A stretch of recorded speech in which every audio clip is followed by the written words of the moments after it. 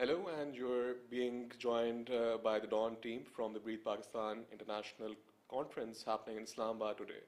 And this conference has been organized to bring together intellectual voices, regional activists, innovators, entrepreneurs, and government to a single platform to talk about how to build a climate resilient Pakistan and also broadening our approach to dealing with climate change at the regional level. Joining me right now is Mohamad Yahya, who is the resident and humanitarian coordinator in Pakistan of the UN Pakistan office. And he just delivered a keynote. So we're just going to jump into his views on what are the key climate governance and key climate finance gaps in Pakistan right now. And once we really realize that these gaps exist, how do we go about resolving them? So welcome and thank you for giving us the time as well. Absolutely. So, you've been working in this ecosystem and you have your understanding as well. But what is the UN's understanding that where does Pakistan lag when it comes to policy making? And what are sort of areas that you want to highlight that this should be something that we work towards improving? So, thank you very much for having me. Pakistan, you know, most Pakistanis will know because they experience it on a daily basis in terms of how climate change is really stunting the country's opportunity to reach the Sustainable Development Goals. Every year, we don't have the 2022 floods every year, that magnitude, but there are floods every year. There are droughts every year. I visited northern Pakistan. I saw firsthand communities being displaced by glacial outbursts. All these are climate-related issues, which is stunting the country's ability to meet its goals. Not only meet its goals, it literally in some places washes away development gains. People are losing their houses, roads are being washed away, bridges are being washed away. All this means that not only are you not meeting your development goals, but also you are constantly being pushed back because of the climate challenge issues. So dealing with these issues are incredibly important. One, from adaptation side, how do we prepare more communities to be able to adapt? Because climate change, unfortunately, it's already here with us.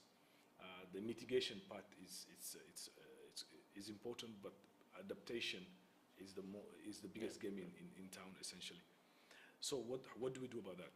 Where does Pakistan get financing to help it respond? And this is why in my speech today, one of the issues are money to creditors, and many of them are countries that have contributed to this challenge that Pakistan is facing, and not look at the issues around debt as one of the ways of dealing, at least some form of standstill debt as one of way of dealing with climate financing gaps.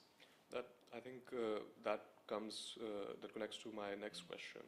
The UN Pakistan office has a bunch of, I think, more than a dozen UN agencies with offices over here. Then the larger, for example, WHO EMRO region is looking at air pollution and all of that. As a international organization, what are the key priority areas that you're looking to work with? And I know that Living in this initiative is, for example, is a flagship. Yeah. So I do want you to comment on it, that what are the next 10 years priorities for the UN Pakistan team? And do you think that, as you've highlighted, finance, nature for debt swaps, debt standstill, will these be enough? Or do you think that we need like locally led action at this point as well? A lot of private sector action. It's a combination of all. One is resourcing. The gap is so big for Pakistan to, for example, finance the Sustainable Development Goals. This is a rare leadership that we see on the private sector side. So this is why we are also happy to have a lot of private sector captains of industry as part of this initiative. Because, to be frank, most of the polluters are on the industrial side. Yes. Yeah.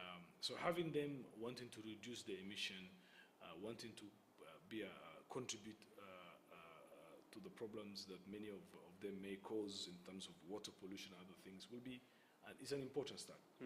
But as the Minister Iqbal in his speech said, that conferences cannot be an end, it has to be a start of something transformational. And we at the UN are committed to working with Dawn and others to see what practical implementation opportunities arise from this conference and how we can hold each other accountable moving forward. Sounds great. I think that definitely, there's this famous quote, I forget who said, is basically that development is not an end. You know, it's a means to an end. Yes. This conference should be a means to an end as well. Absolutely. So thank you so much for joining us, and Pleasure. appreciate your time for Breathe Pakistan and all the contribution that you understand. Stay tuned for more. Thank you. Thank you. Thank so you very much. much. Pleasure.